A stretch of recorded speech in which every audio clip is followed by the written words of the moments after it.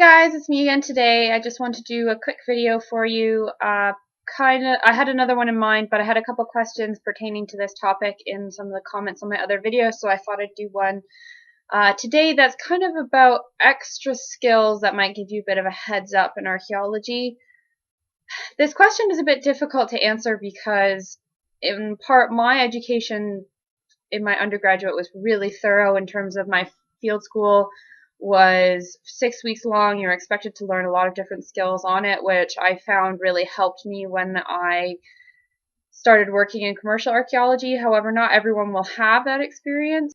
If you've never done a really thorough field school, so maybe, you just did something that was in a lab, or you were just expected to dig and you weren't doing anything else, it would be useful for you to try and find either a volunteer group or society or like a field school that's offered that will be training you in a lot of basic archaeological techniques. So that would include, besides the fact that you're just digging, learning how to do drawings. That includes plans and sections and how to do everything to proper scale and what's expected, how to set them up. You'd also want to learn how to fill out recording sheets properly. This can change, like what people want you to say and fill out can change from company to company, dig to dig, whatever, but generally they tend to be quite similar. So if you know how to do it in one style, it's very easy to adapt to another kind of style that somebody else is using. During my undergraduate, I worked for a lab run by one of my professors that focused on ceramics. So I spent a lot of time doing ceramic washing and a little bit of ceramic drawing and inputting stuff into the computer, which I found to be quite helpful. Trying to volunteer at a lab or doing something like that would also be useful for you, and that allows you to spend time around someone who's an expert in a particular field. If that is something that pertains to what you want to do, all the better. Any kind of knowledge is going to be useful for you at some point in your career, I think. I chose to get a master's after I finished my undergraduate degree, and this in itself is an extra skill that I got partially because I was really interested in the subject, but also I felt that that would allow me at a later point in my career to start specializing in something, and it would give me something to kind of help to do once I don't want to be in the field so much and doing actual just digging. So I have a master's in human osteoarchaeology from the University of Edinburgh. I chose to do human osteo partially because I find it a very interesting subject and I really enjoy it, but also because I find it to be very versatile and it's something that I could have taken anywhere in the world, so to speak. I find archaeology of all different cultures absolutely fascinating. Skeletons is one thing that I could excavate or that tend to show up everywhere in the world. So that's why I chose that particular subject. A lot of people that I know that chose to do masters and PhDs do have to choose a specialization out of just like generic archaeology. So I have friends that do Egyptology. I had one that's done like a ceramic master's. I would say probably one of the most useful ones, however, ones that's very popular nowadays, so material culture. So anything to do with artifacts. I think that would be a really useful master's or course, even if it's offered at your undergraduate degree, because it'll give you a basic introduction to material culture and artifacts and what to expect and, what's common and what kind of identifiers to look for, to define typologies and all that kind of stuff. However, again, within material culture, it's a huge subject. So generally, you're going to have to eventually specialize in what you're looking at. For example, there's people that specialize in looking at Roman ceramics, people that specialize in looking at Neolithic ceramics, people that specialize in medieval ceramics. If you want to kind of get a basic knowledge, that's useful in commercial archaeology, but if you've specialized really specifically in something, yes, it'll give you a generic help, but it's going to really narrow your potential of what you're doing or what you can do. So it's kind of useful to kind of think about that before you're considering what kind of program you want to go into. One of the other really popular master's programs nowadays is like GPS or GIS, environmental survey, that kind of stuff. as technology progresses, this particular area is becoming more and more popular and is replacing some of the techniques that we've been using for a really long time. For example, photogrammetry, which is where you will have, like, I guess, markers put around whatever you're photographing, and then you'll take several different photographs and stitch it all together to get one photograph. And generally you can measure and use them for drawings.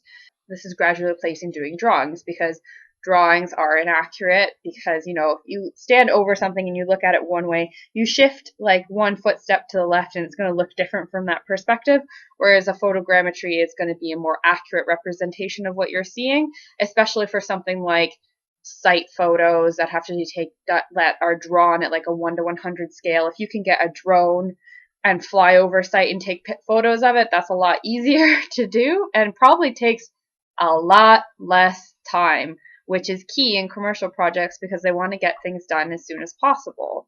The GPS and GIS survey is also very popular. Currently, I'm working with the company I'm working with is using GPS survey to do all of our like major plans of stuff. It's only something that's really specific that we need to draw ourselves.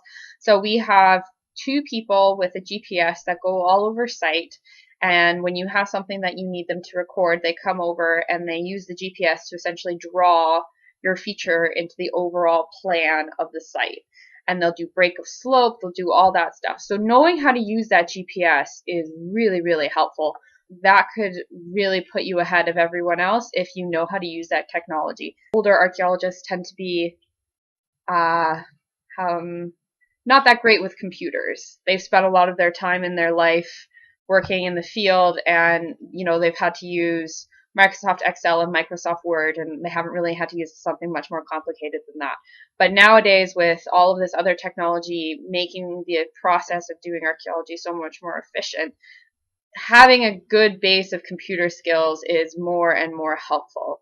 I would not consider myself to be a computers expert. However, the fact that I think that I'm someone that grew up using computers really helped me when I was working in the office, because I was able to adapt and to using a lot of stuff, I think, a lot more easily than some of the other people in the office. And I became quite good at illustrating. If, say, a master's program isn't what holds your interest, you don't want to spend the money, it's going to take a lot of time, or, you know, you don't think you can get into a program, which isn't necessarily going to be true. You can always try and do things to kind of help your experience that don't require you going to university. For example, I have a master's in human osteo, but I don't come across that a lot in my job. A lot of the times the bone that we find is animal. I know nothing about it, except for the fact that I can tell whether or not it's human or not human. So this past September, I went to Sheffield and did a short course on zooarchaeology to try and help my knowledge expand it a little bit, so that I could at least get an idea of some of the differences between certain types of animals and say a little bit more than, oh, this isn't a human bone, whatever. So I found that course to be extremely helpful. It was 3 days long, and it was a lot to digest in 3 days, but I really thought I got my money's worth for it. It was a lot less money than a master's course would be, and I probably got the amount of time that I spent at the course was likely the equivalent to like a single university course, but it was just, you know, very condensed. You can find a short course in stuff like zooarchaeology, ceramic analysis, GIS, GPS, landscape survey, and you can afford it, or it's in nearby, you should really look into doing that. It can be something that's really useful for you in the future. Quite a few short courses get listed on the Badger website, which I mentioned in my very first video, but I'll put the link down below in the description again for you guys. I found my zooarchaeology course that I took through them, and I still check the page periodically to see if there's other courses that I'd be interested in taking. This is going to seem a bit stupid, I guess, but probably the number one thing that I get recommended by people to have that will help me progress in my career and get to the next level, get paid more, be a little bit more independent and responsible for projects and start doing write-ups and stuff like that, is to have a driver's license.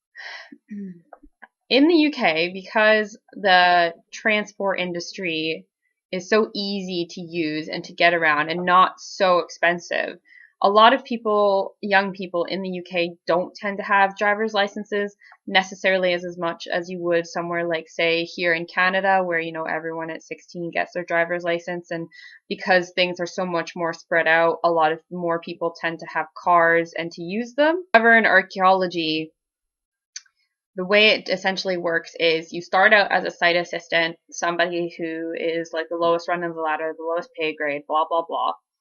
And then the next step up is generally going to be doing stuff on your own after you've done about 2 years, roughly. So they'll start sending you out on projects where you're supposed to be just watching a machine excavator or doing what's called a watching brief or an evaluation where you're just by yourself. In order to do that, you need to be able to get yourself there.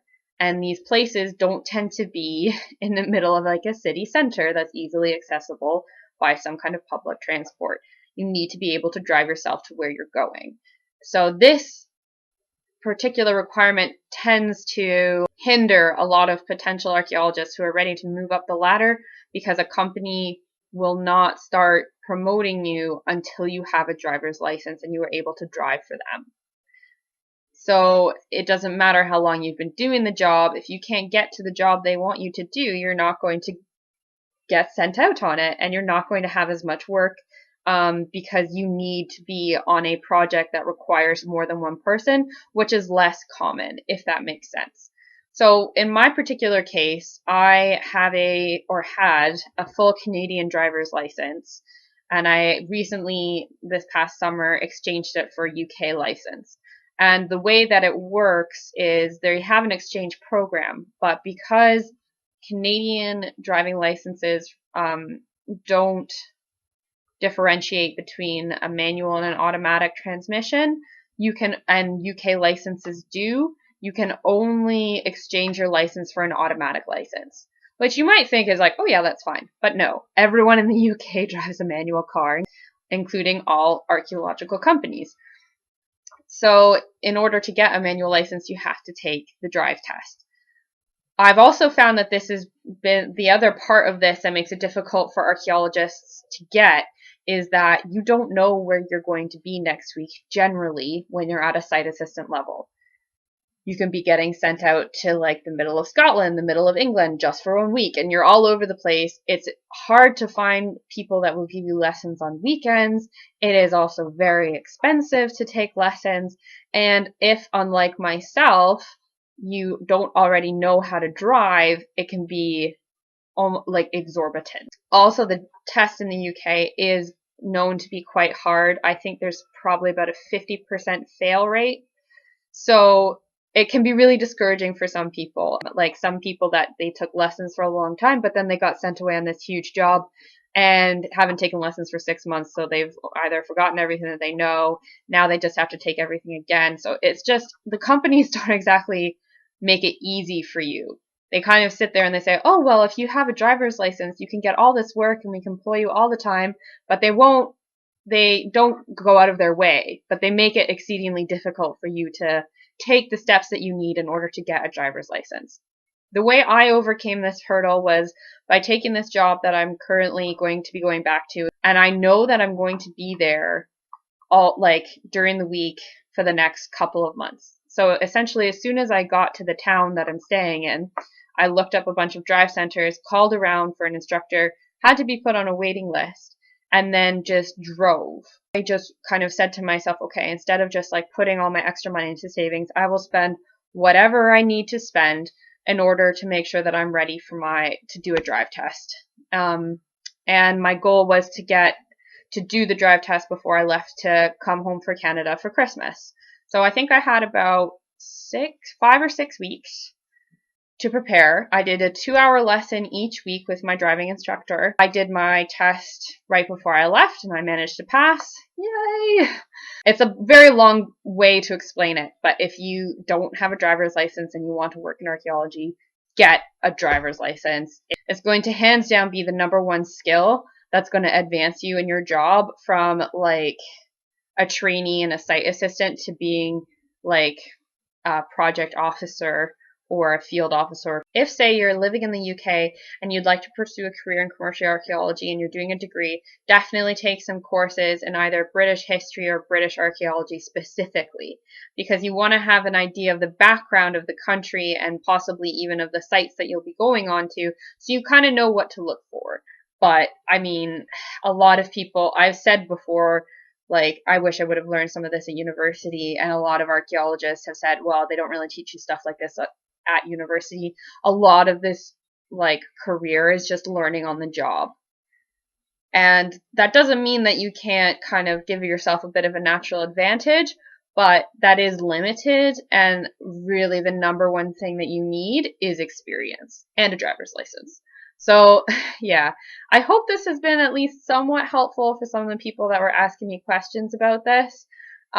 If you have any other questions or comments, please leave them below and subscribe. Like the video if you liked it. And yeah, my partner's coming over to Canada this week, so I don't think I'll be doing any more videos for the rest of December. I will do one in the first week of January. So if I don't see you before then, have a happy holidays and a good new year, everybody, and I'll see you next year. Bye!